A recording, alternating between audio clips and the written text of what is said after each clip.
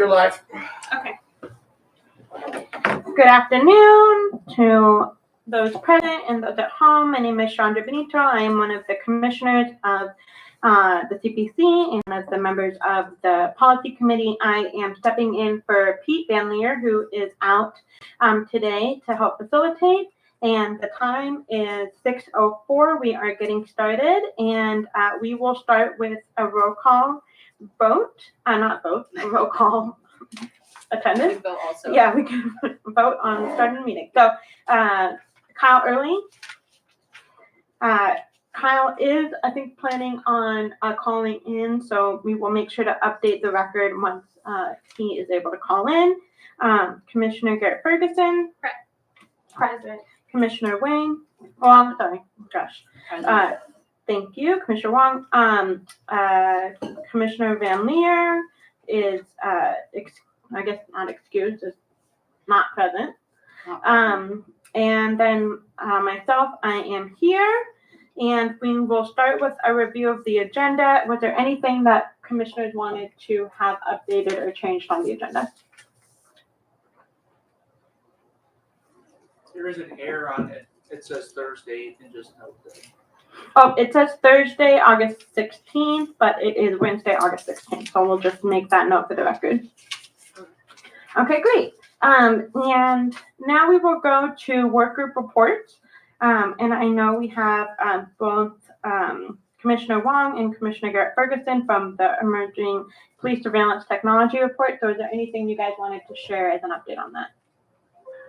Do you want to start, and then I'll just jump in. Oh, there we go. That must be Kyle. What did I press? The big one. The answer one. Hello. Hey, Commissioner Early here. Great. Great. We will update the record that Commissioner Early is present. Good to have you here. And we were just getting started. We just briefly went over the agenda, and then we are now starting with work group reports. And Commissioner Wong was about to start with an update on the Emerging Police Surveillance Technology work group. Okay, great. Okay. So I think the only update from my perspective is that we've met with Brian Ray, who used to be what is Brian's title, Jason? He is the director of cybersecurity. I think that the name. Director of Cybersecurity from a legal perspective, From right? Cleveland State College of Law. And so he is kind of a local expert, and he was on the original surveillance group. So we've met with him a few times.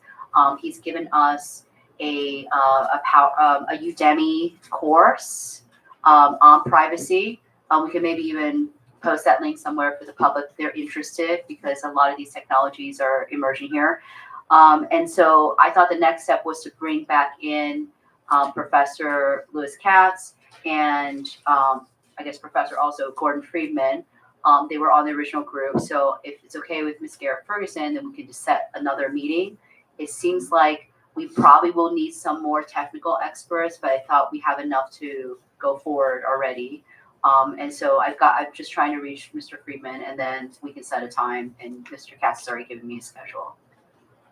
Yeah, I think that sounds good, because I know when we met before, we agreed we wanted to kind of get the expertise of the others, look at the previous CPC recommendations around the surveillance technology briefing that they put together, and then look at the Oakland agreement that they made with the city. So I know we want to review those things. I think before we jump into doing like the full framework, but I know we need to set another meeting. So I'm fine setting with those individuals. So, yeah, we have those, the report is online for the public if they want to read it. I think there was, I believe, a Marshall Project article, Jason, did you, about the ShotSpotter. It's being deployed in 13 square miles and the cost is $2.7 million of federal funds. So that is something I think maybe even with the outreach, we definitely need to, because it's really facing in the community, that we should probably, as we learn this, maybe think about going into the community to see if there's any questions or perspectives from them, which is what we also talked about too.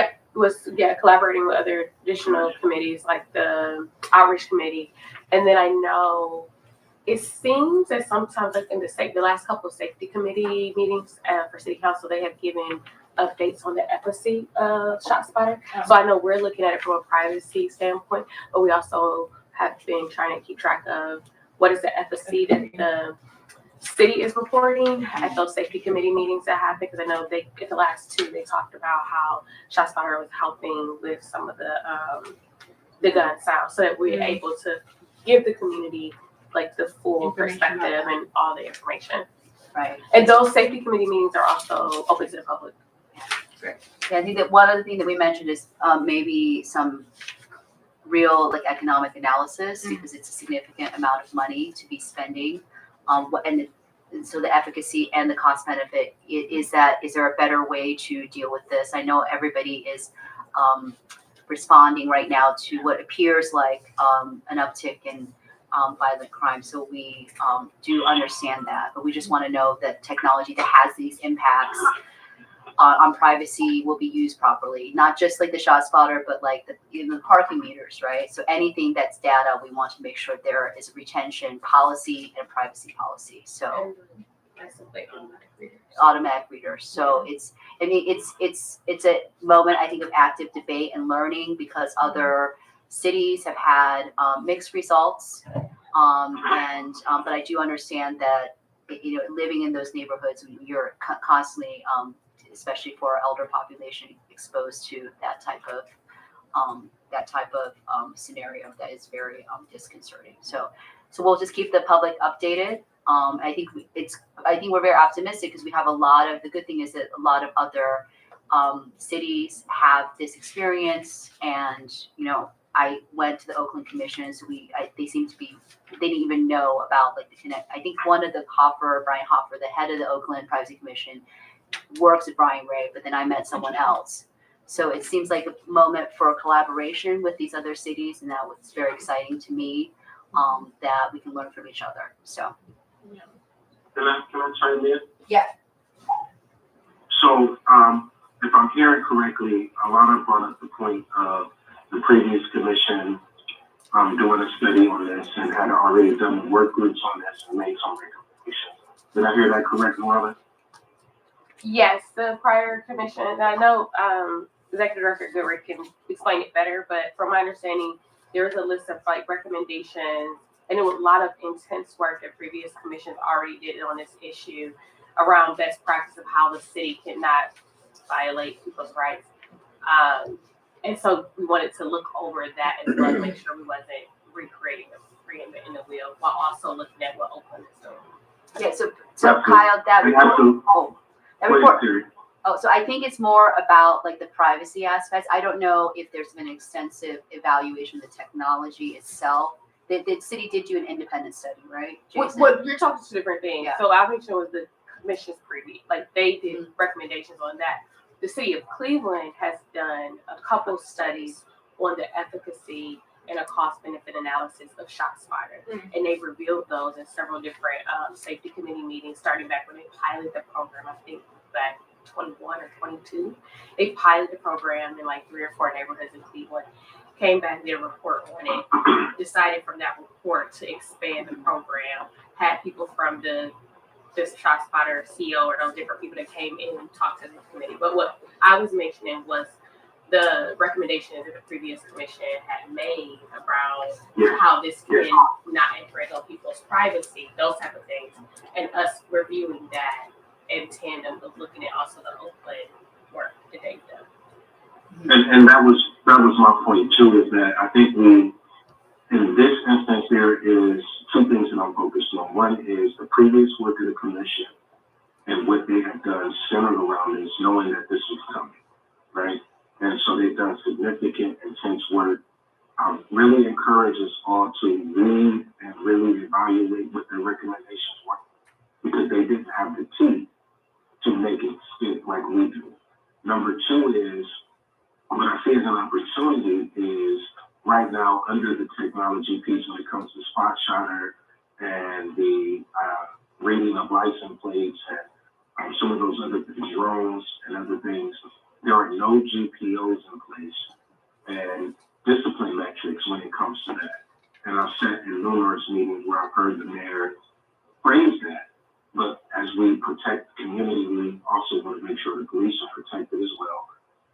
So my question would be, one, has everyone considered, read, and thought about what the previous commission recommended? And then two, have we considered a timeline and a process of attacking the fact that there are no GPOs and discipline matrix centered around the technology that's currently in place? And let me say this, it is not an attack.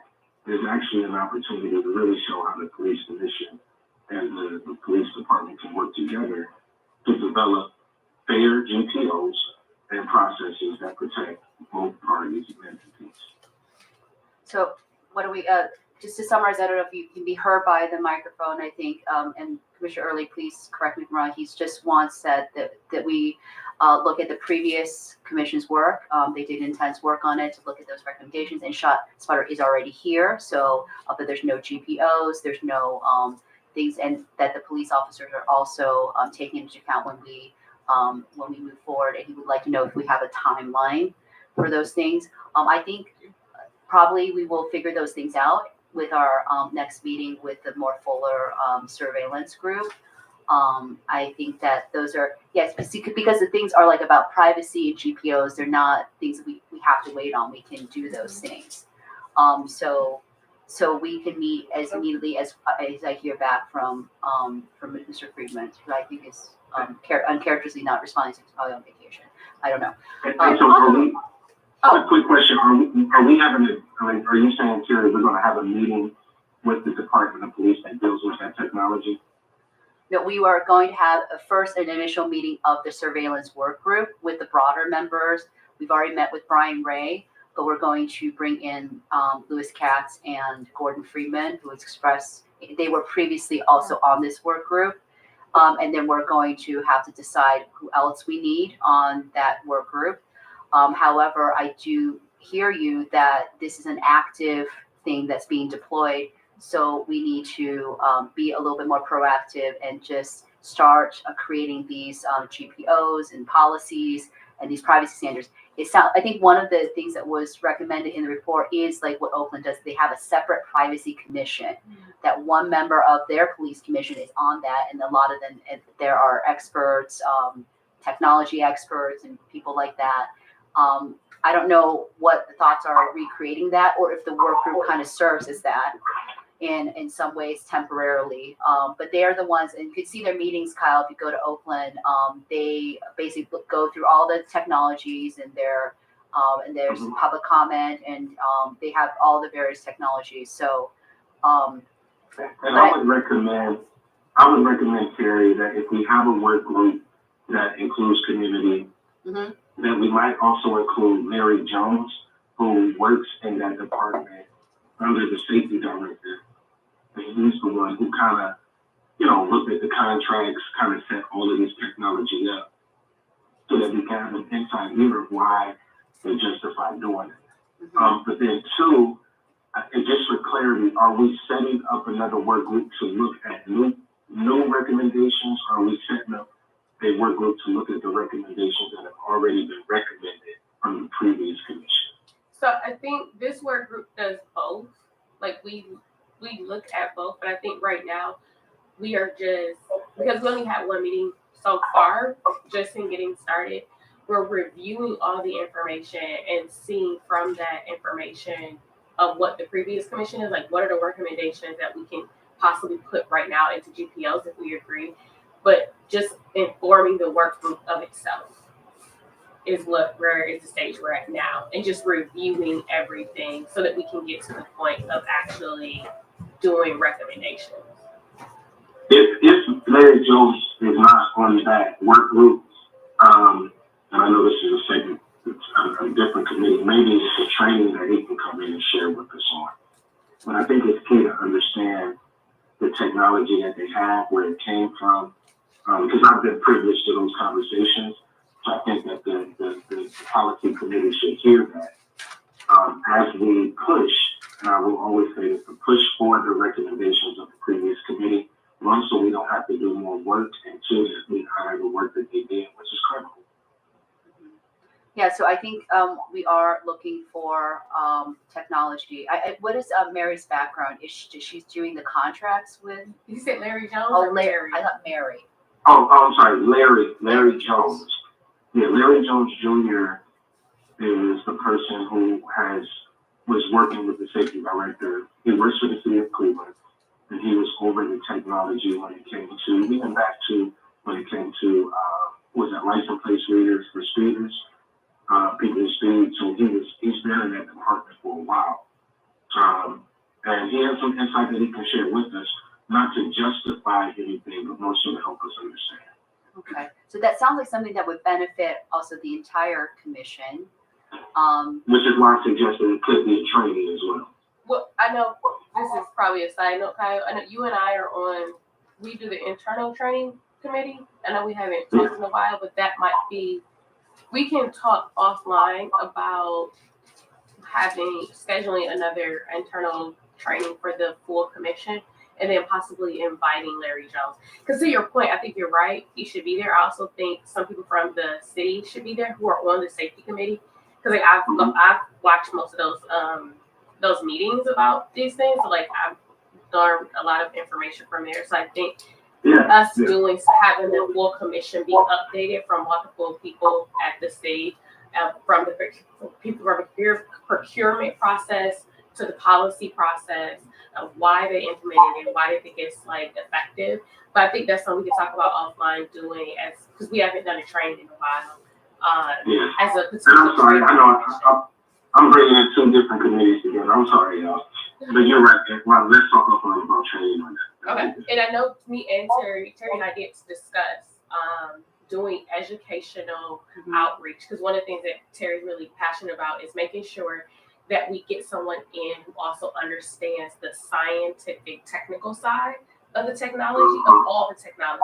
Because one of the things we've talked about is how the city has, MOUs with most of the major distributors of doorbell cameras, and people really understanding what does that mean, how does those cameras work, what does this information give out, and so Terry has said she really wants to find a scientist who can do that, and us to do listening tours around technology all around, honestly, but having it not just be us talking about does this help with the violence and how do you feel, but making sure that people actually understand the scientific mechanisms of how it operates. So we did discuss that as well as a part of the plan we want to put in place for our committee. Right. So that it's a way to really kind of objectively talk about things that are periphery but important to police, and it's a way for us to help the community.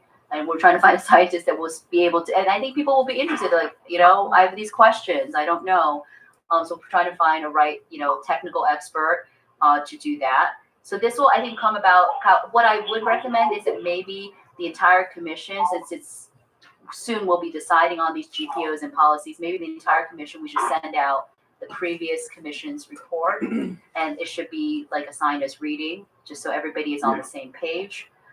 It's not really that much. It seems like a big document, but a lot of the stuff are addendums from Oakland, and I would recommend maybe watching one of their meetings. That could be, did they have them, online? So maybe we can put that together and think about how we. So what is the process going to be like, Jason? So if we write a GPO, what then? Would it be the work group that writes the GPO, or the whole committee that writes the GPO, and then it goes to can you explain the process? So I wouldn't recommend we write GPOs unless we have to. What we'd like to do is compel the division to create the GPOs, right? So the monitor said long ago, you don't get organizational learning by writing things for people in organizations, right? You have to teach them, to do that proactively, and then, send that to you for review, or collaboratively do it where they draft something, send it back, and back and forth. So there is a ShotSpotter GPO. It was created after we asked for it. So it was produced and after we were seated. So when we raised the initial issue of ShotSpotter and no GPOs, they produced one after we asked, and the date was post asking. So that's the only one that has a GPO.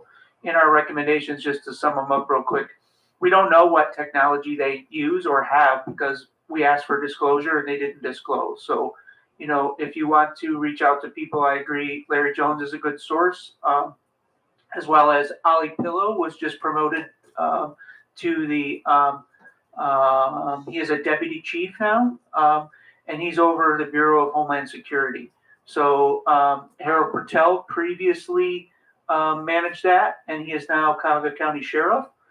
So Ali Pillow has replaced him. And that is where you'll hear the term real-time crime center. That is where all this technology is plugged into, utilized, analyzed, you know, the data from it. So that's another person that you would probably want to have come and speak to you about what are they using, what are they doing, do they have any policies in the pipeline that we need to get involved in, because they are using license plate readers. They, from what I understand, I was told that they actually have a deployment plan for their 90-some license plate readers that are coming that no one's ever seen. So that's an important thing to know is you know, where are they planning to deploy these things? How are they planning to use them? And how are you going to use them without a GPO? So, you know, those are things I think that are already encompassed in the recommendations that we made previously that you can pursue relatively quickly. I think people call it the low-hanging fruit, you know. Could you spell Ali's name I believe it's ALI. and last name? PIL. I think it's like the common spelling of pillow, but I'll check it. You know. I just found it. Yeah. Quick question for Jason. Jason, can you hear me? Yes, I can hear. Oh, I see, yeah. In the recommendations that the previous commission made, what, if any, applies to the consent decree and making us compliant as a commission with that? So a thing like a license plate reader, and I'm not an attorney, right? So, and it doesn't specifically mention technology in the consent decree, but what it does say is search and seizure, right? So anytime you're looking for using a tool to gain information, right? And see it's seizing data or violating a person's right from protection of being investigated without committing a crime, right? Those things are very historically important if you're familiar with, you know, police keeping data on people who haven't committed crimes and the way they've done that in the past, like COINTELPRO and things like that. Very, very dangerous for them to have unlimited access to data without a reason. So it does fall under the consent decree with unreasonable searches and seizures, possibly. And they do need to have a policy that discusses that. So. Jason, to your kind of follow up with that, does any of it relate to the use of force policy? I'm just thinking of how they're dispatched maybe after. So we do know from East Cleveland, right? So automated license plate readers can increase pursuits, right? So it depends how they use them and set them up to be utilized, right? So an automated license plate reader can quickly tell an officer if you have any traffic violations or any outstanding warrants or any of those things, right? So it can quickly result in them pursuing you for any of those things that it can flag, right? So I know that they can limit what it tells officers and what they use them for, but we don't know what their parameters are that they're going to do with these, right? So in East Cleveland, if you remember all the stories with these pursuits that ended poorly over the last year with East Cleveland, a lot of that started with their addition of automated license plate readers in the city of East Cleveland. So use of force pursuit is a seizure. It is debatable whether that's a use of force, but vehicles can be used as force. So it is definitely something that we should be concerned about because there are risks to bystanders. We know that Tamia Chapman situation was a result of a pursuit. So with more license plate readers, we increase the risk of pursuit. Was there anything ever mentioned That about? was a good question too. I was going to ask you, we know anything about use of force with ShotSpotter, gun technology, or anything like that? I'm not aware of any incidents that have come out of that yet that resulted in a use of force. So that has not been brought to my attention.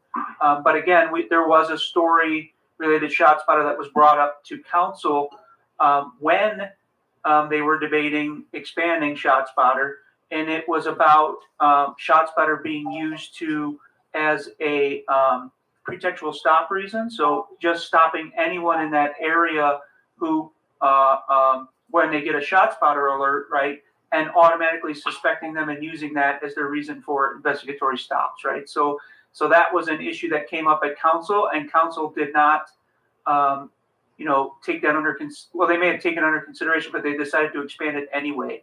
But there was something in the media that very clearly showed that at least one occurrence in that pilot program, there was a person who it may have been a violation of this current search and seizure policy. So worth a look. And we haven't reviewed as a committee the ShotSpotter policy. So it was sent to us, right? But we haven't done a look at that as far as how does it line up with current search and seizure stuff? Do we have any concerns about it? So they sent it to us, but we have not responded to it. So Jason, does this, and maybe I apologize if I'm sure you sent some of this out. Could you send out or put it in a folder of some of these documents that we Yeah, need? I can resend it, and we could start a specific folder for this work group and share it that way as well. Okay. Yes. Thank you. Kyle, did you have Kyle, did you have a question? No. All of that was answered. A lot of good question on the excessive force piece. I didn't think about that at all, so that's a great insight on that. And I think my only concern is any committee that I sit on when it comes to the commission is making sure that we're in compliance with the consent decree, because if no other entity needs to be, it should be us. So, and making sure too that we really respect and honor the work that has been done before us with the previous commissioners, that they have made some really good recommendations. I've spent time reading that stuff, and it saves us a lot of work, and more so puts us in a position to push toward some of the things that need to be changed. That's all. I missed everything after compliance with the consent decree. He just wants us to honor the work of the other, commissioners on this. Yeah. Well, thank you, everybody. Thank you, Commissioner Wong and Commissioner Garrett Ferguson, for your work on this work group. I really appreciate the many different perspectives that you are focusing on in terms of the technological aspect and making sure that there's technological literacy awareness of what different technologies are being used, and also what technologies people might have that are not necessarily being used by the police, but that they have, such as doorbell cameras, and how that could be used. And a lot of people buy those technologies and don't understand that information is not just theirs, that it is held by the company. I appreciate the kind of piece about building on the recommendations and the work that was done by the previous work group. I think it's great that there'll be some continuity with the members of the previous work group. I think that will lend itself to make that transition more seamless. And I appreciate the education that you guys are doing to understand this issue better. And I'm excited to see the work that comes out of it. So thank you so much. Our second work group report is the Behavioral Health and Crisis Intervention Work Group, which myself and Commissioner Early are working on. I can give a quick update if that's okay with you, Commissioner Early. Absolutely. Great, thank you. And so we have created a work group proposal that was sent to Commissioner Van Leer and Executive Director Jason Goodrick, and that has been included in the framework for the Police Policy Committee that we'll be discussing. The TUI projects that we'll be doing, we'll be examining incident reports and other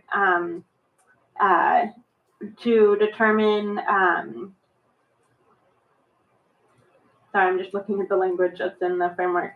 But essentially 3 projects that will include doing an evaluation of the effectiveness of the crisis intervention policy based on actually contacting and following up with the people who made the calls and asking them a set of questions another project looking at the potential of the use of care response, which is a non-police crisis and mental health response, by looking at crisis intervention, the crisis call sheets, and other information to go through a set of criteria that could potentially be used in the future for what calls are handled by a care response, to see what percentage of calls could potentially be used.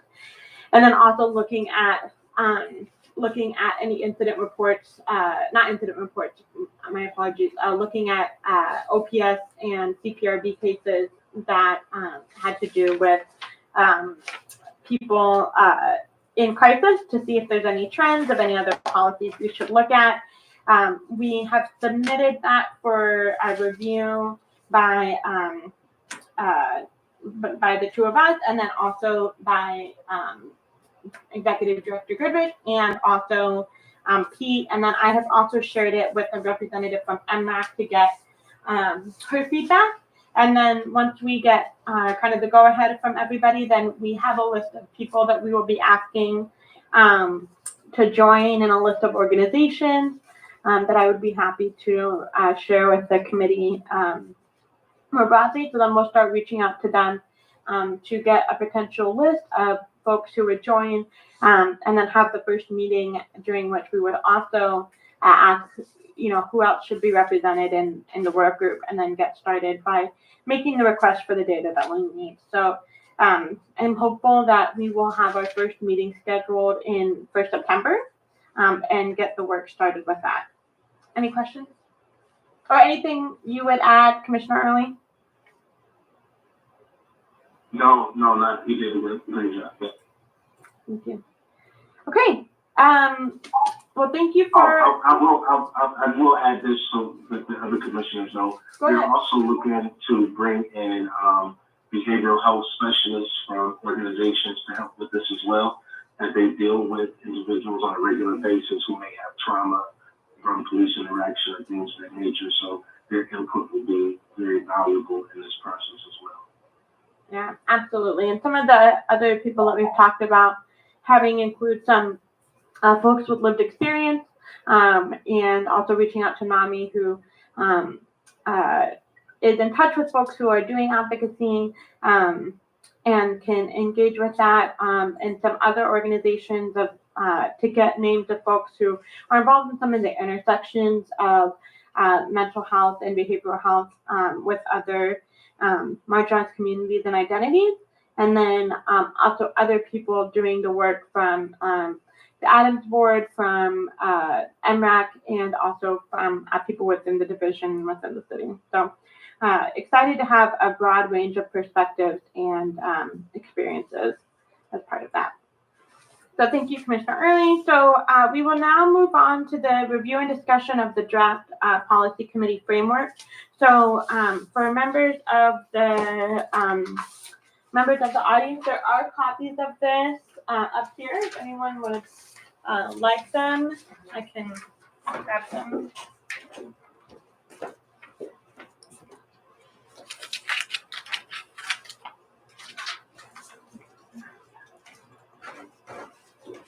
Thank you. So this is the framework that is being used in the development of the commission strategic plan. So each committee is putting together this framework. So this is a draft, and committee chair Van Leer wanted us to go through and just kind of review it and make note of any feedback or potential changes or additions. And so I thought we could go through that together. And I don't think we need to read it out loud, but I thought maybe we could just kind of go through the different sections, and we could read them if we have not already read them, and make any comments too. I want to be mindful of time, so we're ahead of schedule. So we're okay, but the first project that is under here is the surveillance tech work group. And I think you guys addressed a lot of these in the discussion of what's been happening with the work group. I think I will note that the priority level is marked as high for this, which I think makes sense given the fact that some of this technology is already being used without a GPO. Are there any? Go ahead. Yeah, so I think the one thing that could help, I do understand the urgency of getting a lot of these things in place because the technology is live. I would like to see, because we should be maybe taking a step back and evaluating, as you say, the efficacy and taking a step back. I don't know what impact we can have on technology that's already in place, but I think we should. It just, and it's just my perception, it just feels like we're just, oh, it's there, so let's just make the best of what we have. But this technology, as we can see, could have wide-ranging disparate impact on certain communities. And I think we should just have a little bit more of a broader assessment of its efficacy, its impact. I don't know if that could just be put in as number 6, because I just don't want it to be that, oh, we're just, doing exactly like maintenance for this technology. Is there a way that, do you understand what I mean, Jason?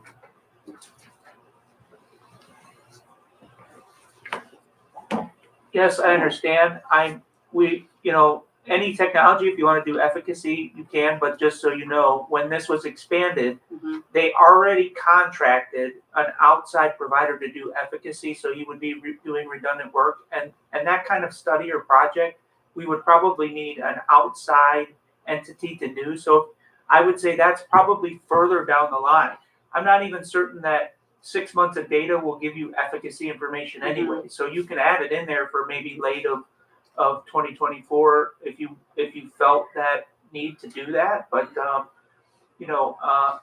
just think it would be resource intensive, and it would probably have to occur next year later, because we would need a budget to really do that right. To do a study on ShotSpotter effectiveness is usually things that universities undertake with massive staff and quite a bit of data access. So, without seeing the frame of what you're looking for, and seeing what's already being done by that outside entity.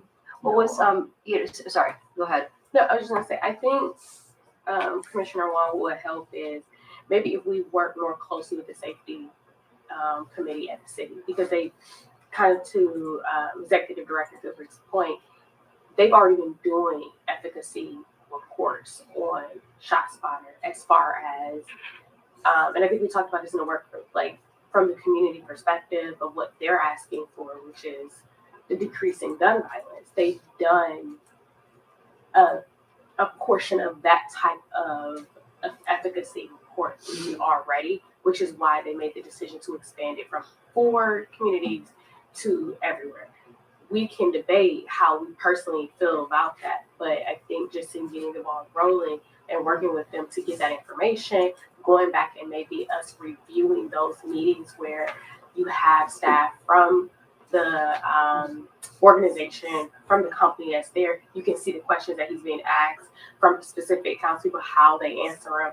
A lot of the reporting is online from what was in those initial reports. That gives us a baseline to start from, and then maybe in 2024, 2025, we can figure out a way to get the money to do a separate one that's outside of them. But we have a baseline. Right. Well, I guess my concern is, sorry, go ahead, Kyle. Or my concern is, I think, these are technology to deal with the natural environment, right? So we have another data set from other cities. And one thing I've noticed it's missing that Oakland does, that whole meeting I went to, they were just constantly asking, give us the data, keep giving us, and there was a lot of pushback from the people that worked inside of, the city. Because they were willing to constantly review. And don't worry about resources. I'm going to try to work on getting us resources to evaluate this. I'm not saying that we have to do like I would actually also like to look at the efficacy studies that have been done, whether they are properly controlled, whether the conclusions are based on data. That I would personally just, and I have. We can get resources for people to look at these social scientists and scientists. So that's what I'm asking for, is more of a data-driven. I can make a suggestion if you want to add a 6, is just data monitoring and looking at a gap analysis. So you could look at the outside person that they contracted, right? So you can reach out to them and see what their data points are. You can also receive whatever is currently being done as regular data shared.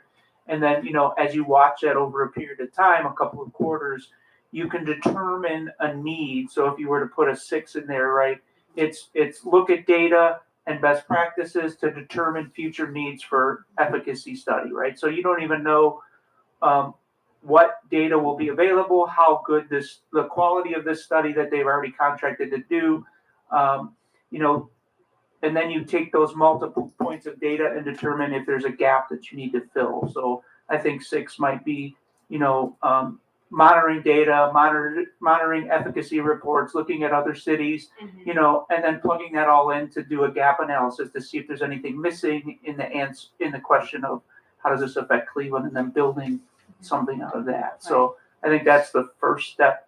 Yeah, So that would be good, because I think, you know, we do have mixed results, so I think to be fair, from a broader perspective, it's of interest to us to manage it and like to look into this in an active manner, especially because I think it can, it's been deployed, you know, on a small scale. You don't know it will happen. It's not necessarily like completely proportional to what that pilot study was. I mean, I would just be interested in looking at it if I can get, you know, get the pilot study and those things.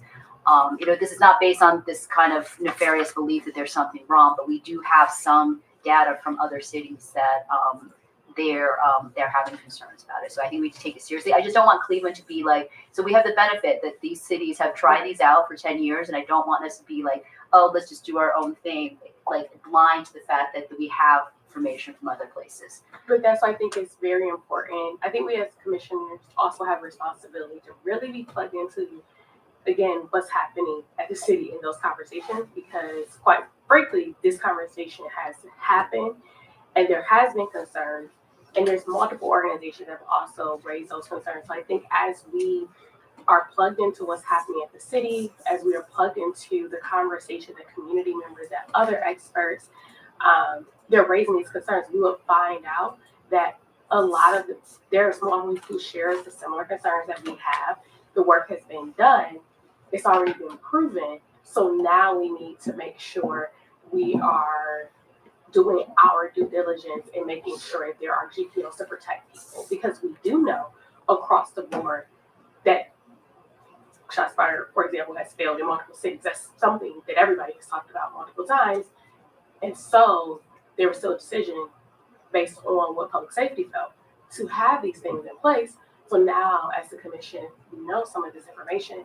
I think us just getting that ball rolling with saying like, okay, this is what the previous commission has recommended. These are more things that we're seeing that are coming up. Let's actually start seeing if we can work with them to implement privacy protections for our community members. Well, yeah, and I don't think it's one either or here, you know, but I do think that given again that it's mixed, if we monitor it, if Ryan, I don't know if Ryan or Jason, if you can gather We'll the put broad information for. We'll put that in there as information gathering, and we'll put some points that we'll watch out for. I just want to reiterate, you know, in our initial report, we did not say we are against or for any technology, and that wasn't our purpose, was to come out against or for technology. Our scope was to, you know, look at how do cities implement technology, right? To Ms. Garrett Ferguson's point, in a way that's transparent, right? So that the community's involved in it, and then also and make sure that the police are held accountable to using it in a way. So it's how our focus in this is mostly how do the police use this technology, right? So that is the main scope of the commission, is the policing aspect of it. So it's not necessarily proving a technology is good or bad, right? Because a technology can't be good or bad. It's how it is utilized that makes it good or bad. A technology is neutral. It's just a thing. It is the people who control the technology and use it. So our policy focus is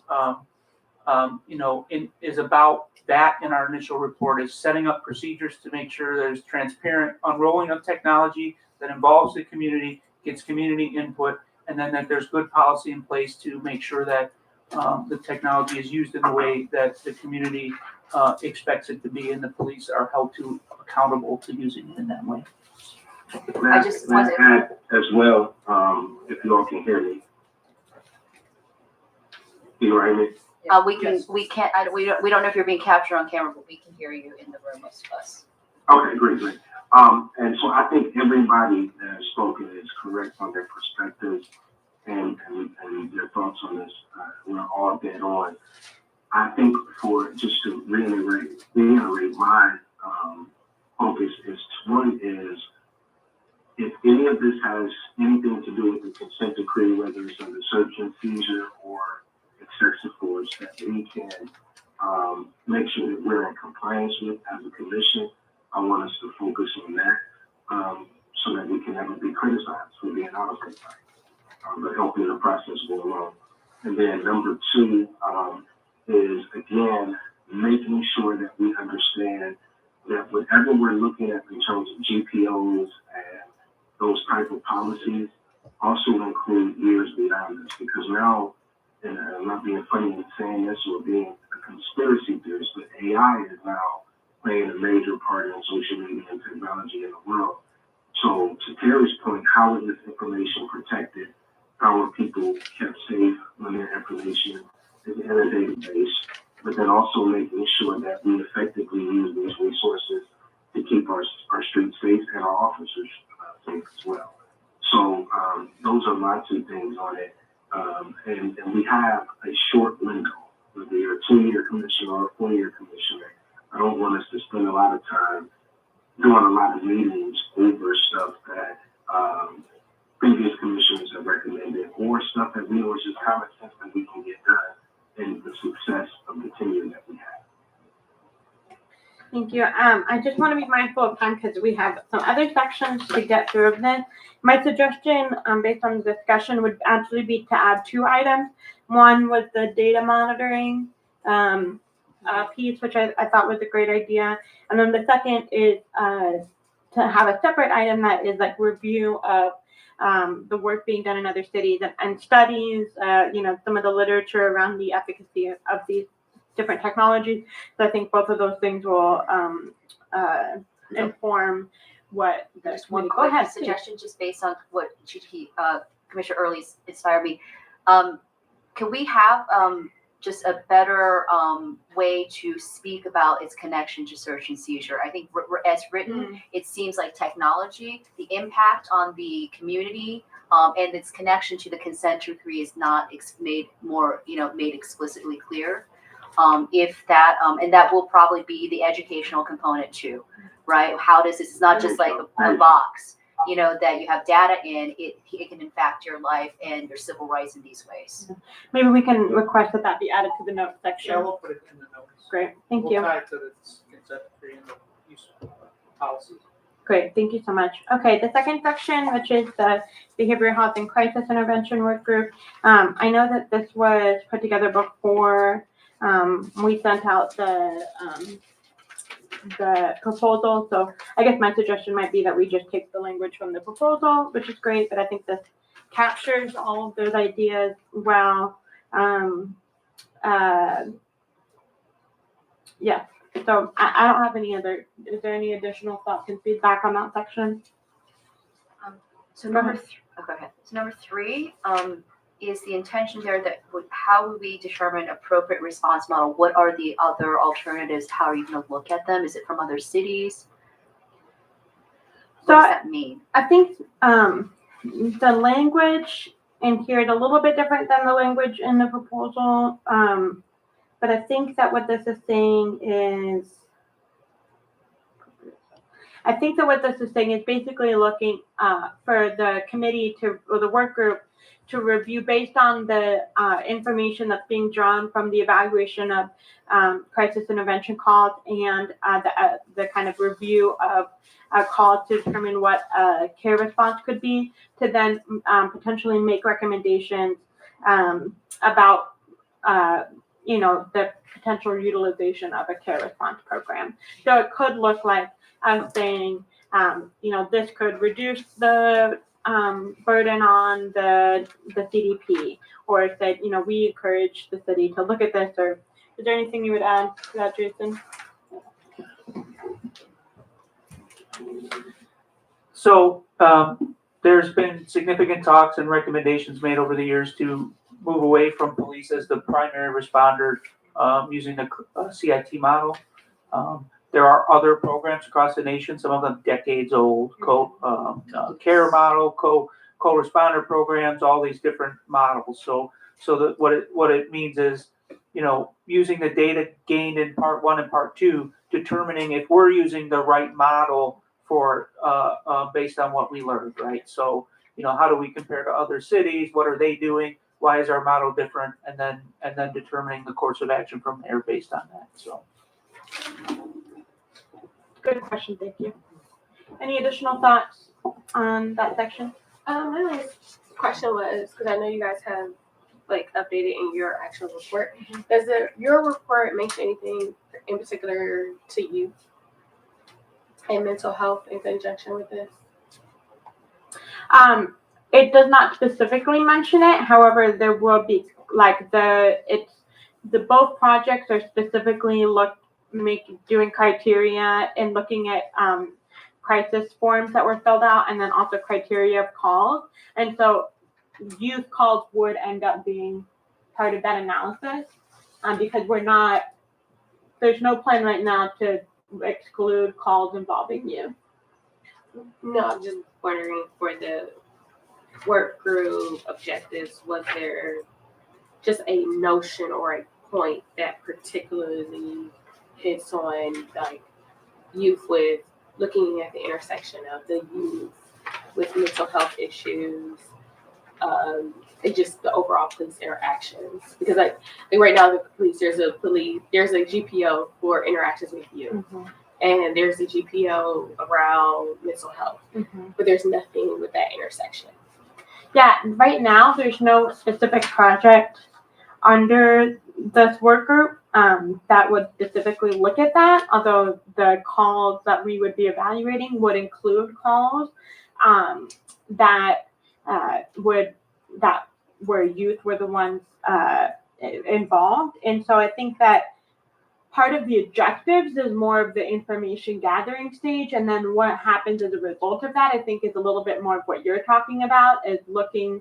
So I think there could be a project where we look at specifically youth calls, and I certainly wouldn't be opposed to that. I think that we are aware that there was a shortage of resources for behavioral health for youth, and we're also seeing increased, we know that there's been a dramatic increase in the incidence of especially like suicidal ideation and crisis for youth. So I'm certainly not opposed to doing that as a project, but it is not one of the current proposed projects. I guess I'm just trying to understand, like, how would you know?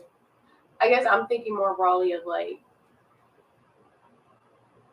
the cause and the dispatch and the police response to just incidents in general, when you don't necessarily know, like dispatch or somebody doesn't know that there's a youth, but you know it's a youth once you arrive on the scene. So I guess how would you, like, if you're looking at the cause, and how would you figure it out? And not even involving the mental health of them at the moment, like they're in crisis, but on the back end, a youth, I don't know, stole a candy bar or something, police dispatch, and you just go over it, and it comes out of his file that was a youth with a history of mental health issues. Like, how does these objectives or anything like that, like, how does it get to that stuff? So I think that what you're bringing up is, I think, a different type of project than what these two projects that we're looking at are doing. Okay. And so I think that with the work group, I think as we are assembling this work group, this isn't the only thing that the work group can do. And so I think that there's certainly room to add additional projects. But I think in terms of answering your question about how, the two things that we're evaluating are, one, what was the experience of the citizen like in being responded to in crisis? And so that would be a random sample of the cases where a crisis form was filled out. And so in some of those cases, it would be a youth. So either, potentially on the age of the youth, we could end up talking to the youth, or we could talk to the parents. And one of the questions that we would be asking would be, as a result of this interaction, were things more escalated or less escalated? And so I think that would be a way that that question would come out, because I am in, you know, some of the work that I do in juvenile diversion, you have cases where police come and things leave more escalated. And so that would be some of the pieces of information we receive through those phone calls. But again, you know, it would be a random sample, and so some of them would be youth. And then for the project around looking at the you know, potential of what percentage of calls could be used for a care response, I think we would have the crisis forms and the police reports. And so one of the things that we would do is they would include the ages. They have the date of birth of the people involved on scene. And so then we would be able to determine if a youth was involved. And that could be one of the things that we make sure to look at. And then it could be also in the criteria of how is age considered in the criteria of what a potential care response could be. You know, I don't think that youth cases involving youth I don't imagine that they would be excluded or included based on age. I think they typically, the factors that make kind of determine what kind of care response might be things like if substance use is involved. There's some care response programs where they don't respond. They focus more on mental health instead of substance use.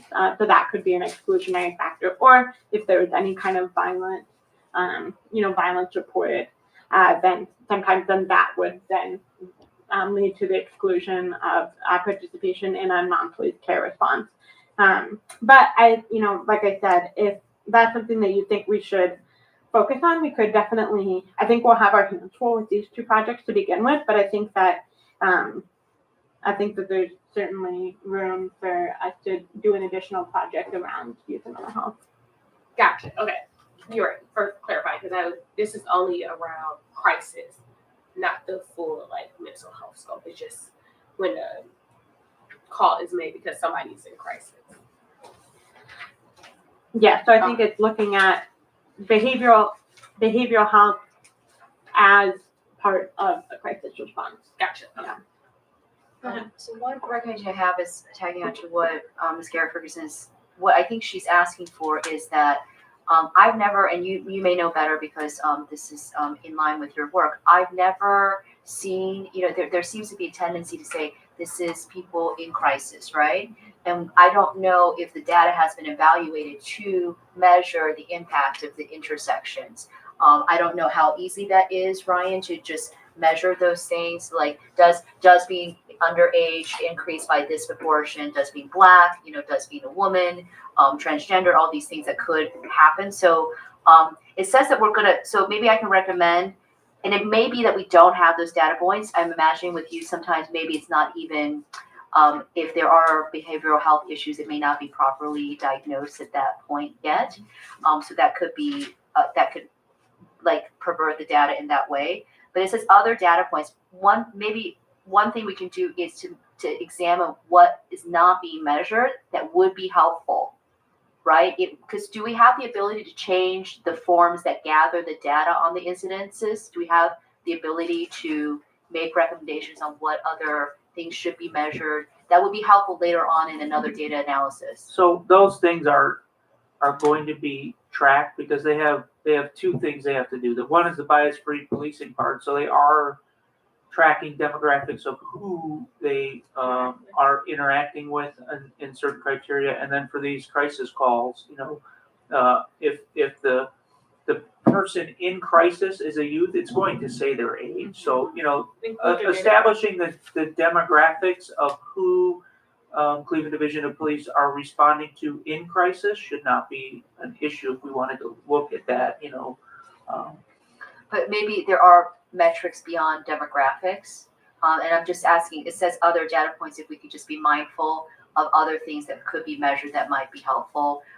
You know, the zip code might be, obviously that's there. So that would, it's where the call occurs is not necessarily indicative of the zip code that the person in crisis is associating with their home zip code, or their if they're displaced, you know, their area area that they are currently associated with in another way, that doesn't necessarily Right. indicate that. So that's a more challenging one to determine. The Where the call is, who it is.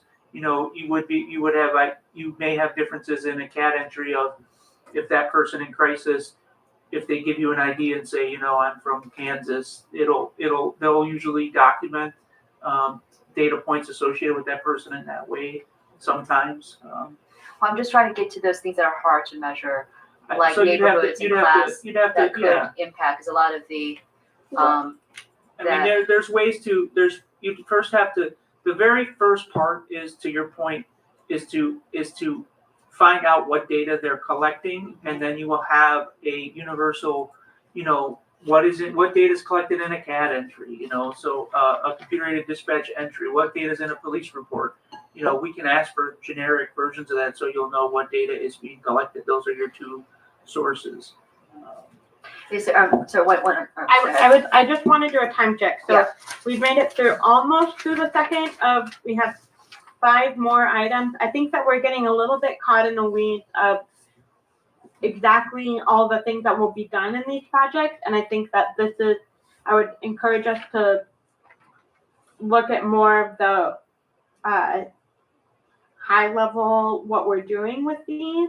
I think that one suggestion that I would put to be added based on your great feedback is I think that we're going to be getting some great data, and I think that we can ask some additional questions and put together a report that gives us some additional information to determine what maybe some of the next projects should be.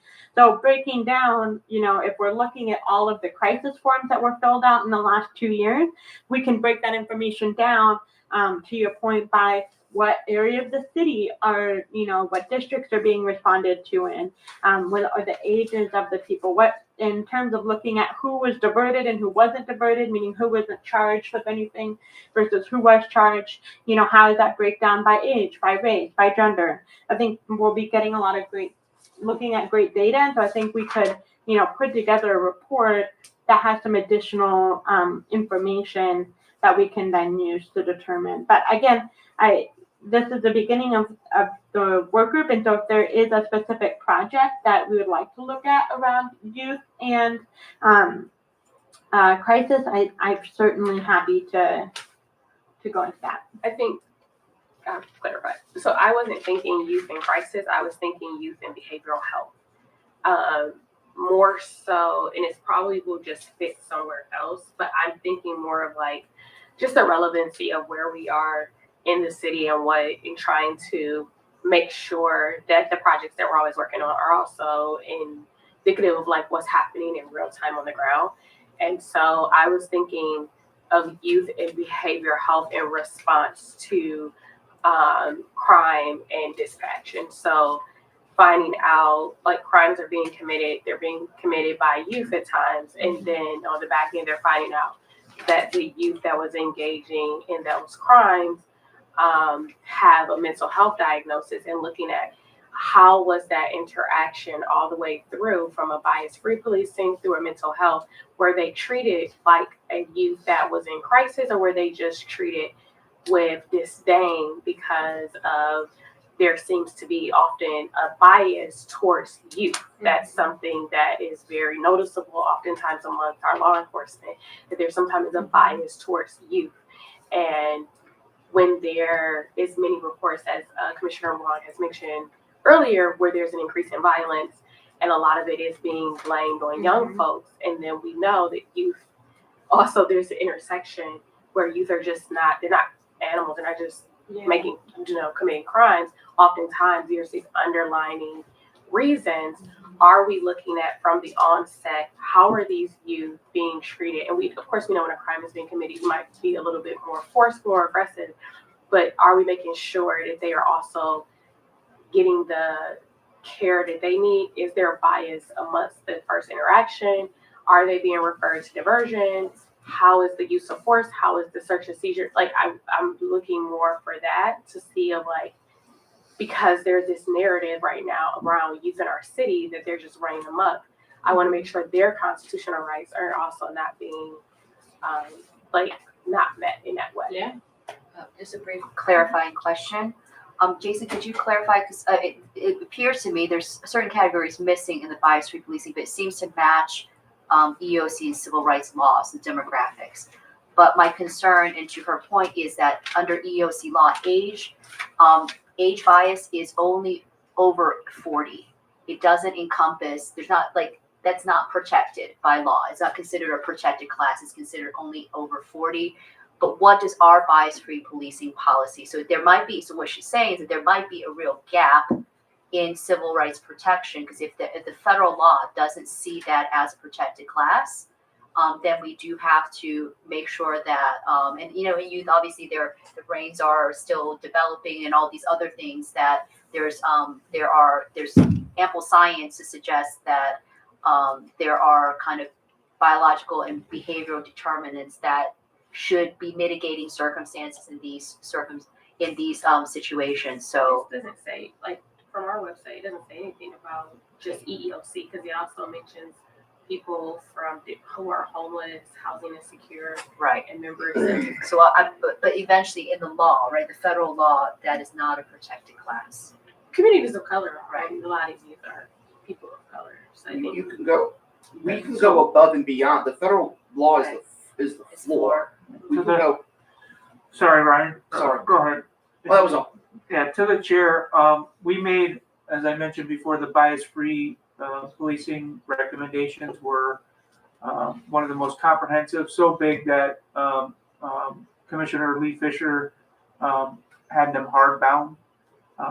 So if anyone wants to get familiar with what we've recommended versus where we are now, there's 2 points you can look at. You have to look at the Cleveland Division of Police's current GPO on bias-free policing, read it. You had them here, they did go over that with you. So, and I believe you have a bias-free policing review as a specific homework assignment in the learning management system. So, you know, there shouldn't be, if commissioners did all that stuff, there shouldn't be question on what is in that. They should read it and they should learn it if they want to pursue it. That's my first point. The next point is there's also a youth policy. So they went above and beyond. The youth policy was not in the consent decree. The Cleveland Division of Police agreed with the commission, the DOJ, and the monitor, who pushed for a youth policy to create one. So they took extra time, energy, and effort above what they were already being asked to create. What hasn't been done, which I've recommended, and it didn't make it into any of the plans, is an efficacy study on the youth policy, right? And you can then determine the crossover to bias-free, right? So you can look at the youth policy. We don't know if it's a piece of paper that sits over there as a rag or if it's actually being followed, because no one's looked into that yet. So it's been in existence for 2 or 3 years at the Division of Police. I think it was 2019.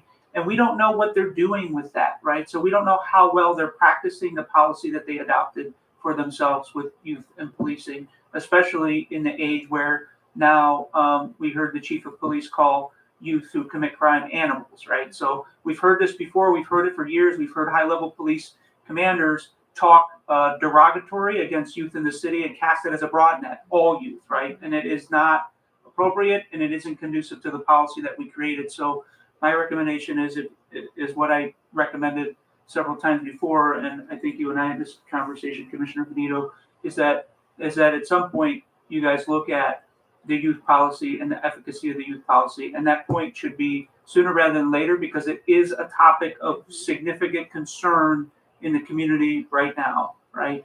And we're moving backwards in some areas to the days where what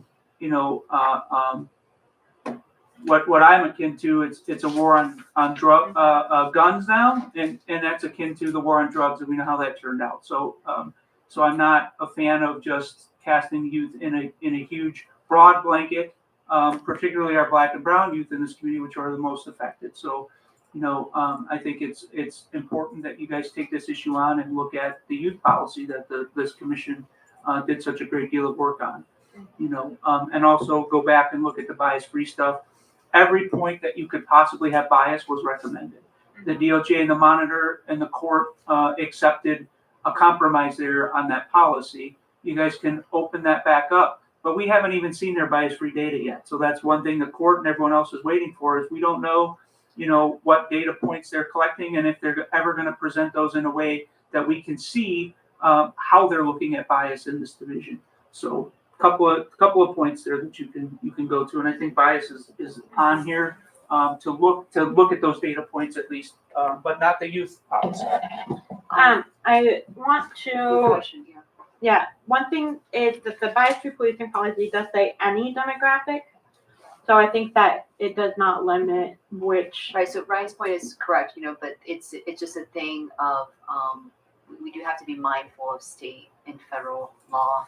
But maybe, Ms. Garrett Ferguson, since there's another youth element in the discipline, this could be like a cross project, is that, we can't know the impact of the policy, we don't have the data, but maybe through the discipline data, we can find the existing cases, so. what I will say is I do think that there's strong, that there is strong evidence that, especially with, the current, I think that youth are absolutely being,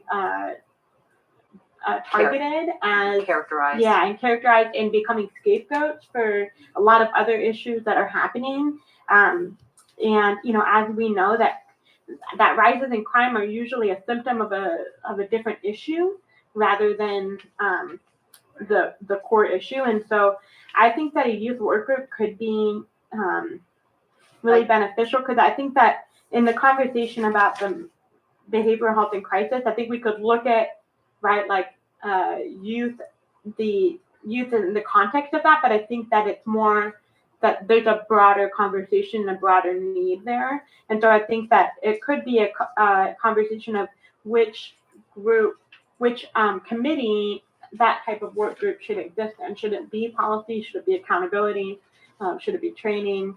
And so I think that, could be something for us to look at, because I think that there's a lot of different questions that we need to look at with you. And to her point, unfortunately, some of the solutions are deeper than the scope of, the committee, but knowing what's going on in their lives and understanding them and understanding the officer's perspective may allow us to develop policies, like simple policies and the policies that would help any human being may help youth because they're being disproportionately, impacted by it. Like I read about a policy in Nevada, it's called from discretion elimination, that they simply said that the pursuing officer cannot be the officer that handcuffs the assailant. And they were able to decrease, I think, their use of force by 30%. It's very simple. So I understand it's like obviously impacting youth, but it's a policy that would impact anybody in that situation. So hopefully looking at those just ways that we can provide solutions so we know what's happening. And yeah, so that was my addition. I would just like for you, something regarding you to be added, maybe under one of these topics, just thinking about like what the committee does around like policy and reviewing. I just think it would be really helpful if we just, under at least one of these, we added something that has to do with you. I would actually suggest that we add that as a category. Okay. Not even just under one of these other things, but actually putting, the youth policy, Okay. like as one of the projects of the police policy committee. I think Okay. that there's so many. I agree with that as well. Yeah. Okay. So that, I think we can make that as a recommendation. And then, maybe we can have we can send ideas of what are some of the things you would like that project to include to Chair Van Leer. And then we can ask that to be included in the next draft of the framework. Because I think it is really important. And But I would would recommend that we work together with accountability on that because the data sets will be there too. Not just discipline, but I think, since it's already there a little bit, right, in that gender-based violence work group that, and yeah, so I'm still trying to work out how especially these two committees work out. And then of course, training should be included. But yeah, I think it might just be like looking at best practices from the nation about how they've solved these things. I think specifically, I'm thinking of really keeping this localized and really reviewing what in real time and like creating like some urgency around what is happening with youth. Youth are currently being targeted in our city, and we understand why, but they're currently being targeted. And so putting some concentrated effort into just adding a little layer of scrutiny, kind of how we are with the surveillance, and understanding like this is kind of a higher priority because our like just recently, very recently, there's every other day we have officers, law enforcement, we have elected officials making very like discouraging comments about youth, in particular with crime. And so looking at like, let's have this be a category. Whoever's wanting, if someone from accountability wants to start pulling reports or start reviewing things or having conversations with officers and particularly work with them to gather more information, that's fine.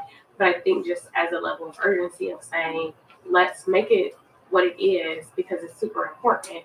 And then whoever wants to join for whatever committee, join, but let's just start doing the work. So to her point, I think one thing we can do, I don't know if we can, is that I think we should stop allowing them to just characterize it that way as this is a young person, or because I hear it from multiple officers, youth, and that it's like, oh, it's an essentialization for they're an individual with a lot of other things going on. So it is an unfortunate narrative. If you replace it with a racial group, then it wouldn't be acceptable, right? But somehow it's still socially kind of acceptable, with just characterizing youth in that way. So I don't know if is there, can we at least write a letter to say, please stop speaking about people as these young people in these ways and using them kind of as a scapegoat or as a category, because there's probably complexities going on. But I don't know how you feel about that. I mean, that is unfortunately how this scapegoating occurs, is through that narrative, right? There's deeper things going on. There's educational issues, there's poverty issues, there's a lot of other things, mental health. But maybe we can write a letter, at least requesting that we've noticed this pattern, that we don't think it's appropriate that they are targeted and marginalized, and and they're being described in the media in a very heinous way. I mean, I think we can reach out have a conversation with the broader commission of like, would we like to send a letter asking professional courtesy to please stop categorizing youth using inhumane and mean terms. I think we can talk about that, but I think in like the immediate, we can reach out, talk to like chairs and everyone in the full commission to see, hey, have we noticed this? Do we want to write a letter? But I think that's a conversation the full commission as a group we would have to decide. And I think we can send that email tonight and just ask commissioners, how do you feel about this, and see if people want to start working on it. That's fine. But I think for the sake of what we're here tonight and looking at this, I think Commissioner Benito and Commissioner Early, I think we can all agree it is an important issue. So maybe just adding it as another category of its own as far as police policy is important to do. Okay. Yeah, absolutely. And I think that one of the things that I would request that we include is the review of the youth policy and some, using that as a starting point for how is it being done. And then I think that one of the things that to get us to the bias-free policing policy is I think that we could include that also as one of the points, and one of the objectives is also looking at youth along in the bias-free policing, because we are seeing comments made by police leadership that are out of compliance with bias-free policing, specifically regarding youth. So I think that that is an area that we could add that in, but I think that we will add youth CDP interaction with youth as a project name, as one of the projects, and one of the objectives we'll look at starting with the youth policy, and then all of us will send recommendations to Commissioner Van Leer for inclusion in the framework. So it is 7:23, and we are a little bit behind, and so I think that there's so many great ideas and perspectives that we have, and so I think it's an exciting thing. I think that to go over what some of the other categories are, we don't have time to go into as much of an in-depth review of each of them, but they include recruitment and retention, discipline, vehicle pursuits, all GPOs under review under the settlement agreement, which includes the kind of the calendar, the rotating calendar of GPO reviews, and then bias-free policing. So I think the one that we obviously feel like is missing is youth. Are there any other categories that you feel like we need to be looking at that we did not include?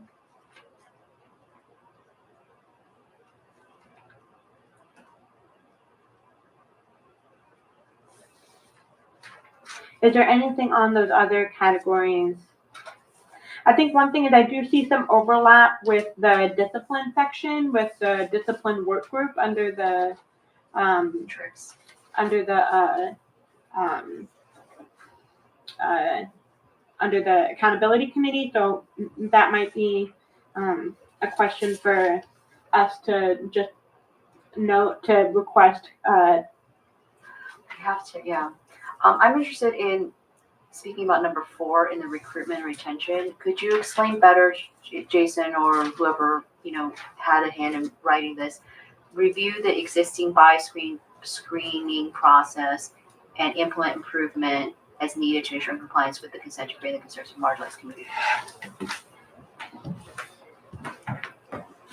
So I don't have the exact language in front of me, but 115.5 charges you with determining and being the final say in how police officers are screened for bias at hiring phase. hiring. So that is an important component of this to be compliant with 115.5. You need to start down the road of looking at recruitment and what your role in recruitment is. That's why this was included in there, including the role of bias screening during recruitment. So briefly, what is the current bias screening policy? I'm not up to Process. speed on what they're doing at the moment, other than comprehensive background checks, but there's been several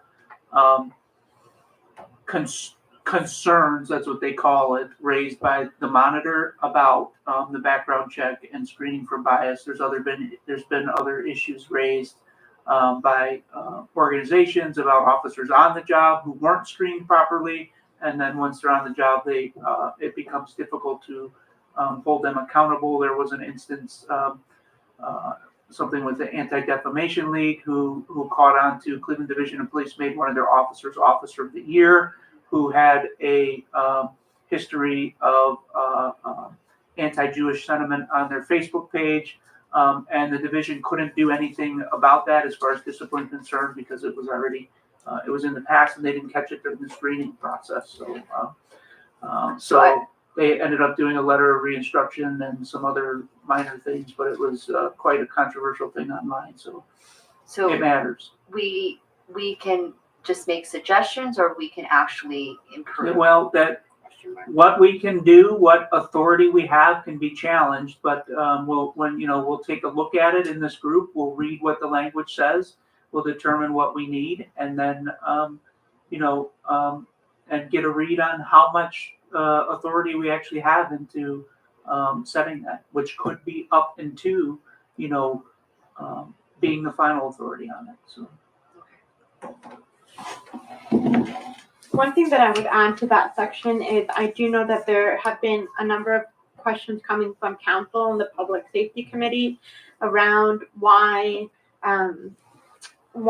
candidates are being passed up on. And I know there's been some contention between council and then also Carrie Howard around the number of people being selected for academy. And so I do think that doing some work on understanding that what is happening in the criteria that they're using in response to those questions being raised, I think will help us to be able to be responsive to that in case that becomes an issue that they start pushing to have more candidates go through pass through the screening process. So I didn't articulate that very eloquently, but I would like to have. I understand what you're. Great, thank you very much. Okay, so it is 7:28. I want to give 2 more minutes for this. Are there any other items that we would like to add here? I guess we could your point about discipline, it says and or accountability committee. I think it should be a joint effort. Because Sorry, that's how, which item? for discipline, for the matrix, because that's how it's written in the accountability board plan. Yeah, we can, Okay. we'll deconflict that when the draft's all done, we'll make sure the language matches. I'm aware that it's in both. Yeah, great. Any other items? Anything from you, Kyle? Or sorry, Commissioner Early? No, this meeting was very productive, and I'm happy to be a part of it. Great, I totally agree. Moving on to the next item. There was a letter, this is new business, and there was a letter that was sent to Mayor Bibb on behalf of the policy committee by Chair Van Leer. And in that, there was basically the request that that in the RISE initiative, which stands for Raising Investment and Safety for Everybody, which for folks who might not be aware is a new initiative that Mayor Bibb is doing to focus intentionally on addressing crime in Cleveland.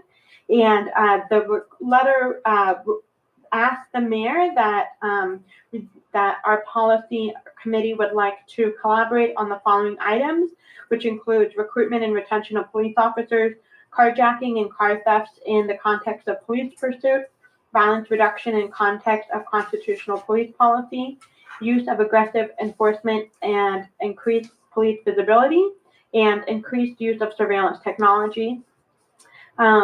And so his request was that we be included. And I think one of the things that there is a summit next week connected to this. And I do know that in perhaps Chair Rodriguez could, that there was an update, there was a request made. Correct. You haven't received, okay. Yeah, so I do know that the co-chairs, I put in a request that we be included in that summit, and it sounds like we have not received an answer on that yet. And then Commissioner Van Leer also did want me to update that this letter was sent on August 8th, and we still have not received a response yet. And so I do know Commissioner Wong and I were speaking, and we're wondering if we have details about when that event is and where it is. No, okay. So next week. So I think that kind of that request that the commission has made kind of goes along with the request that's made in this letter, but we just kind of wanted to review and discuss this letter and answer any questions that might come up about that. Could I push back a little bit? I think we need to be very careful. I think AI is a buzzword, and I don't know if there's actual I in a lot of this technology, from what I understand. To me, from on the A. maybe So the reason it was included in there was because it was mentioned in the RISE plan. So they are looking at what they call AI. So this is from their RISE plan. They are discussing AI. And yes, the term you can look up, there's no universally agreed definition, just like there isn't a universally agreed definition in Cleveland. There are in other places of what that means, but not in relation to policing yet. So it was raised in the RISE initiative. It specifically mentioned looking at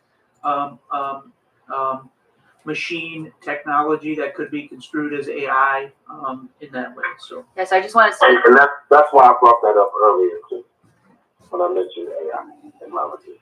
yeah, to be concerned, because we should really take a step back. And a lot of this technology, I mean, a TI-85 calculator that everybody had in high school technically is AI. I don't want us to fall into the narrative that this is novel and that this is innovative, and especially when this technology has such impact on privacy and civil rights. So I understand why you quoted it, but this is what I notice a narrative that may be to curry favor for this and interest in this technology. So I just want to watch out for that. Noted, yes, and so as Executive Director Goodrich explained, these are items that were mentioned in the RISE initiative materials, and that we are saying we would like to collaborate with you on these items. But well noted, thank you. Any other questions or thoughts on this letter? What is the follow-up plan if we don't receive a response? You have to ask the chair, when he returns, I'm sure he'll discuss it with the committee members and the Yeah. chair, the co-chair. But as of this afternoon, there have been no response so far. I do think that, maybe given our discussion and given this letter, maybe our committee could make a request to the co-chairs to follow up again on the inclusion in the RISE summit next week. So we could put that in writing to you so that you guys can forward that to whoever you are communicating with about that. We do have one commissioner that, his organization is included, right? The FOP is included in the RISE Summit. We would just, just as information so we understand what. It's my understanding, guys, we don't know what this public safety summit is. It may be a closed door negotiation between the city law and the police unions, but that's not what you typically don't call that a summit. So, and it did say key city leadership and other leaders. So we don't know who's in it. We don't know what it is, what the agenda is it for. So those things were not publicly disclosed that I've seen anywhere.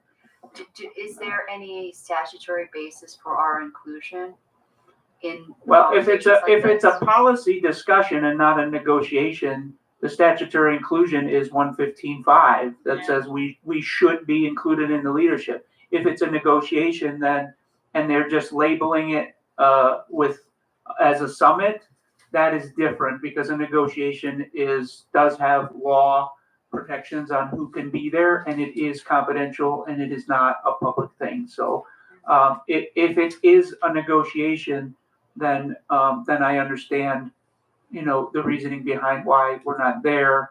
If it is strictly between city law, the administration, the executive branch, and the unions, then it is a closed negotiation technically. But that's not what it was called. It was called the summit, and it mentioned leadership, and it didn't define who that is. If other partners are being invited, external partners, we don't know. So I think there were some news reports that the FOP and the Sea Patrolmen's Association will be there. yeah, well, we know the unions will be there. That part was discussed, but we don't know who other leadership is, other key leadership or leaders that were mentioned. We don't know who's being invited. So. Thank you. Is there anything that we can do besides asking the co-chairs to make a request to follow up on the original request for inclusion? Do you think? Do we even know the location? No. We can find out. It's probably on some calendar. Maybe we can take a little. We can sidebar on ideas about that. Yeah. I don't think you should, spend a lot of time. Okay. I want to move. I'm gonna push public comment for an additional. Try to start at 7:45. So, are there any other items of new business before we move to public comment? I think if we want to write a letter, do we want to send that out to the co-chairs and the rest of the commission tonight about the use of slurs in describing our youth in the media and We can stuff? drop something. That would be under bias because that is, It's under it's not bias. considered like an epithet, but it is derogatory language. So I certainly would be happy to help draft something, and I think it's timely. I think the other thing that could, that we can sidebar also on some other strategies, Okay. but I think it's a good idea. could you maybe send us some examples of them doing in the media? Yes. Yes. and Yes. and the understanding. Yeah. Yes. But yeah, absolutely. Okay. I wanted to go over action items before we move to public comment. And so the first action item that I will do is I will send an email to the co-chairs and I will CC the commissioners to request a follow-up on the inclusion in the RISE initiative summit and push for information and kind of incite this letter is kind of a part of a request for that. So I will do that. The action item on the framework is just to ask everybody for the sections that we did not discuss, if there were in more in depth, if you would like to, if there's any other feedback you would like to have incorporated, to email that to Executive Director Goodrich and Commissioner Van Leer. I know that Commissioner Van Leer and Executive Director Goodrich will be updating the framework with the feedback that we gave. And then I think the other action item is that we will be talking about some action on a letter that we could potentially write and So try to let's- get submitted this week. Let's also look at the youth policy advice and they cite that language too. Yeah, that's included, I think, in the feedback that we Oh, no, gave. for the For the letter. letter. Oh, for the letter, Yeah. yes. Oh, yeah, absolutely. Were there any other action items that I did not remember? Okay, and then just a reminder, our next policy committee meeting, I believe, is the September 20th from 6 to 8. Does that sound correct?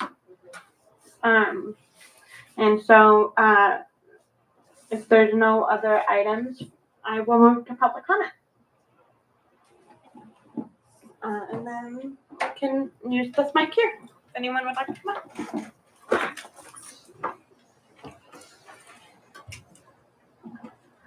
Thank you. Discussion today we had, I will consider as robust, however, there are certain issues, resurface. One of the things is about technology. When the ShotSpotter was in discussion at a city, I actually attended the committee meeting. There's a video, of course, they do live stream just like we do here. So I would like you to go back to see the video when City Council member Chris Harsh asked all the good questions. Our concern should not be only on the privacy. It's also if this technology is mature enough, fitting our budget. Taxpayer collectively paying the money. If this one actually is not proven working, should we continue waste the money on it? He had lots of good questions there, and you could tell the contractor actually couldn't really give good answers. So I wish you guys really work on that. That's number one. Secondly, I do think Commissioner Wang's idea about checking some of the extra data maybe not collected is important. Zip code. I know the executive director doesn't think that's necessary, but we all know lots of adults' behavior, put them right now into mass incarceration. The mental health issue they have actually is the result of their childhood lead poisoning. So in that case, zip code could be helpful.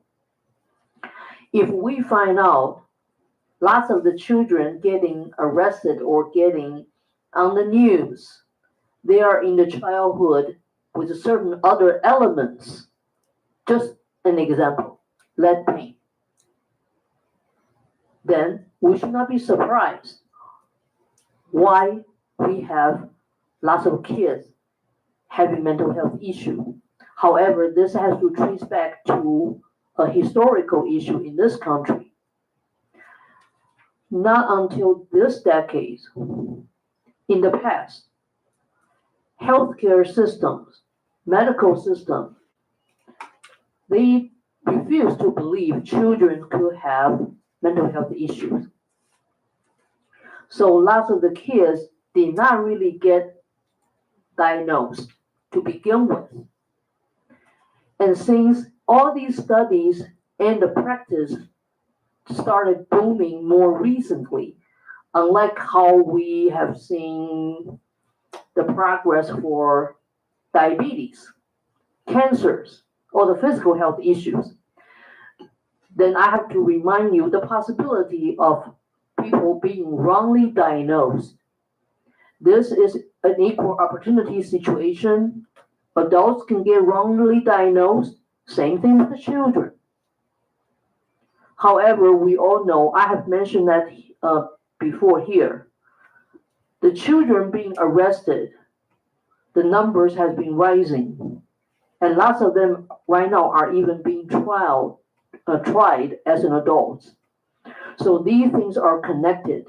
And I thank all of you to pay attention to this issue.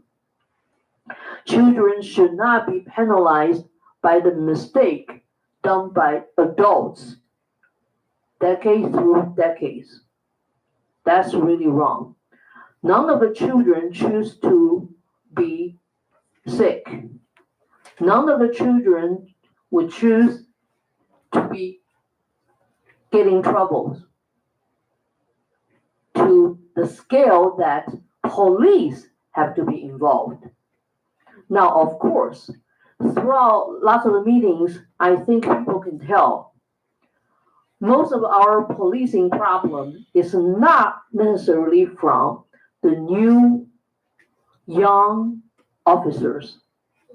Lots of the behaviors actually are from higher rank. The people already in the field working for way longer time. So the discipline, if there's any disciplinary issues, the focus should not be only on the young new officers. Thank you. Thank you. Thank you, Lou. Any additional comments?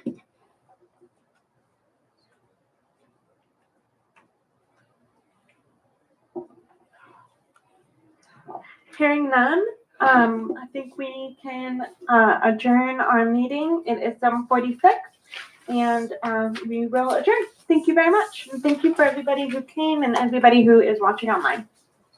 We hope you have a good night and drive home safe.